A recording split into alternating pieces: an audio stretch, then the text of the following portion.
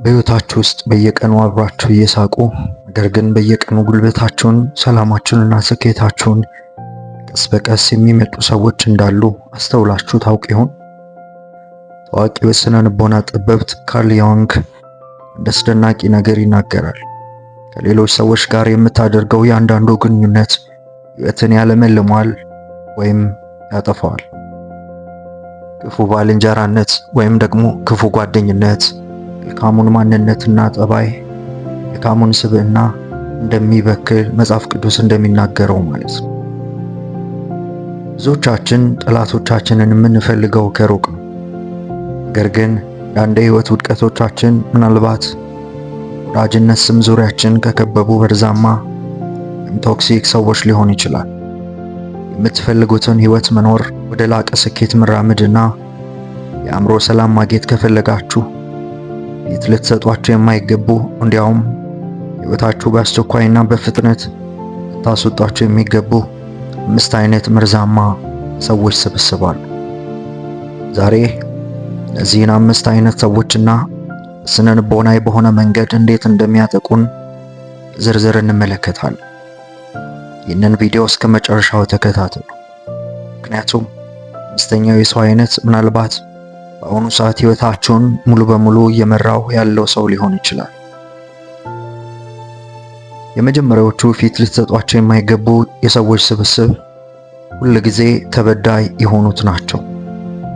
እነዚህ ሰዎች በሕይወታቸው ለሚገጥማቸው ለማንኛውም ውድቀት፣ ችግር ወይም ስህተት ተጠያቂ ሌላ ሰው ነው ብሎ የሚያስቡ ናቸው። እነሱ መቼም ቢሆን ጥፋተኛ አይደሉም። ጥፋቶች ሁሉ ምንጭ እነሱ ውጪ የሆነ አካል። እነዚህ ሰዎች ጋር ስታወሩ የምትሰሙት ነገር ቢኖር ማማረር፣ መውቀስና ራስን መጉዳት ብቻ ነው። ስነ ልቦና ወይም ሳይኮሎጂ እንደዚህ አይነት ሰዎችን ምን ይላል መሰላችሁ? ማማረር ተላላፊ በሽታ ነው። ከሚያማርር ሰው ጋር ብዙ ሰዓት ካሳለፋችሁ ሳታውቁ ብሩህ ጎኖችን ማየት ትተዋላችሁ። እነዚህ ሰዎች እናንተን ጉልበትና ርህራሄ ያጠፋሉ። እናንተ የእነርሱን ችግር ለመፍታት ትሮጣላችሁ፣ እነሱ ግን አዲስ ችግር ይዘው ይመጣሉ። ልብ በሉ፣ የራሱን ሕይወት ኃላፊነት መውሰድ የማይፈልግን ሰው እናንተ ተሸክማችሁ የትም አታደርሱትም። ስለዚህ ለሁል ጊዜ ተበዳዮች ፊት መስጠትን አቁሙ። ሁለተኛ፣ በምቀኝነት የተሞሉ አስመሳይ ወዳጆች። እነዚህ ሰዎች በፊታችሁ ላይ መልካም ፈገግታ ያሳያሉ። ነገር ግን እናንተ የሆነ ስኬት ስታስመዘግቡ ዓይናቸው ውስጥ ያለውን ቅናትና ደስታ ማጣትን መደበቅ አይችሉም። እናንተ ትልቅ የሥራ ዕድል ስታገኙ፣ አዲስ ነገር ስትጀምሩ ወይም ደስተኛ ስትሆኑ እነሱ ደስታችሁን የሚያረክስ ጥቃቅን ትችቶችን ይሰነዝራሉ። እንኳን ደስ አለህ፣ ግን እኮ ስራው አድካሚ ይመስላል፣ ወይም ይህ ነገር ባትጀምረው ይሻል ነበር እያሉ በትልቁ እንድታልሙ ሳይሆን ወደ እነርሱ ዝቅተኛ ደረጃ እንድትወርዱ ይፈልጋሉ። የእናንተ ብርሃን የእነርሱን ጨለማ ስለሚያሳይባቸው አይወዱትም። እውነተኛ ጓደኛ በውድቀታችሁ ጊዜ የሚያዝን ብቻ ሳይሆን በስኬታችሁ ጊዜም አብሮ የሚደሰት መሆን አለበት። ስኬታችሁን እያጣጣሉ መንፈሳችሁን እያረከሱ ለሚሰብሯችሁ አስመሳይ ወዳጆች ፊት አትስጡ። ከሕይወታችሁ በፍጥነት አስወግዷቸው።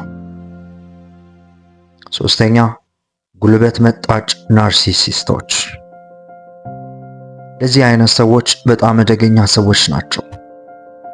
ዓለም የተፈጠረችው ለእነርሱ ብቻ ይመስላቸዋል።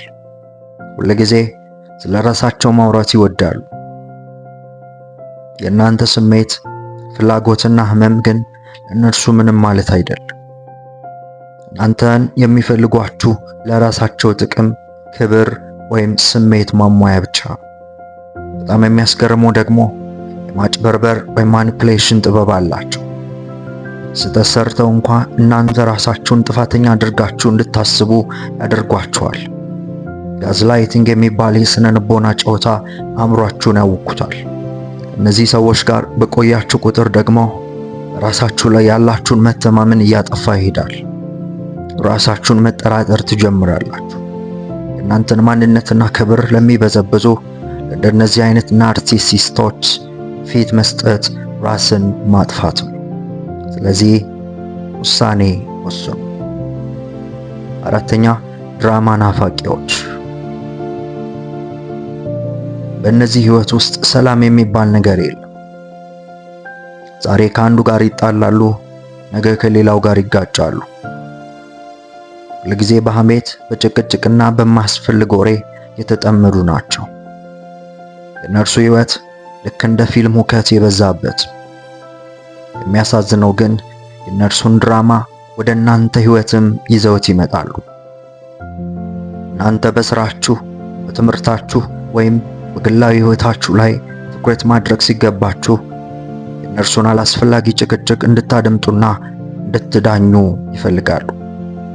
አእምሯችሁን በትናንሽ ወሬዎችና ጭቅጭቆች አታናውጡ። ድራማ ናፋቂዎች የአእምሮ ሰላማችሁን ሰርቀው ባዶ ያደርጓቸዋል። ከእነዚህም ደግሞ ራቁ። አምስተኛ፣ ህልም ገዳዮች ወይም ተስፋ አስቆራጮች። እነዚህ ሰዎች ደግሞ የምታቅዱትን ትልቅ ህልም በጥርጣሬና በፍርሃት የሚገሉባችሁ ናቸው። አዲስ ቢዝነስ ለመጀመር ስታስቡ፣ ራሳችሁን ለመቀየር ስትነሳሱ፣ ወይም ትልቅ ራዕይ ስታጋሯቸው መጀመሪያ የሚነግሯችሁ ለምን እንደማይሳካላችሁ ነው። ይህ እኮ እኛ ሀገር አይሰራም፣ ከዚህ በፊት የተለያዩ ሰዎች ሞክረው ወድቀዋል፣ ብትሞክር የሚገጥምህ ስኬት ሳይሆን ኪሳራ ነው የመሳሰሉ ወሬዎችን እያወሩ ባለህበት ብትቀመጥ ይሻላል እያሉ ተስፋችሁን ያቀጭጫሉ። ተስፋ በፍጹም አይሰጧችሁም። ሲናገሯችሁ ደግሞ ለእናንተ ሐሳቢ መስለው በአመክንዮአዊ በሆነ መንገድ ነገን አስተውላችሁ የምታደርጉትን ነገር በማስተዋልና በጥበብ ሆናችሁ እንድታደርጉ መንገድ የሚያሳዩአችሁ ሳይሆን ጨለማውንና ውድቀት የሆነውን ነገር ብቻ እየነገሯችሁ ይህንን የማደርገው ስለማስብልህ ነው በሚል ሽፋን ውስጥ አድርገው የተደበቀ ሴራቸውንና የተደበቀ መርዛማ ንግግራቸውን ግን ይረጩባቸዋል። እነዚህ ሰዎች ራሳቸውን ፍርሃትና ውስንነት በእናንተ ላይ የሚጭኑ ናቸው። እነዚህ ሰዎች መብረር ስላልቻሉ ብቻ እናንተም ክንፋችሁን እንድታጠፉ ሕልማችሁንም የሚቀጥፉ ናቸው። እንደዚህ አይነት ሰዎች በአቅራቢያችሁ አታስቀምጡ።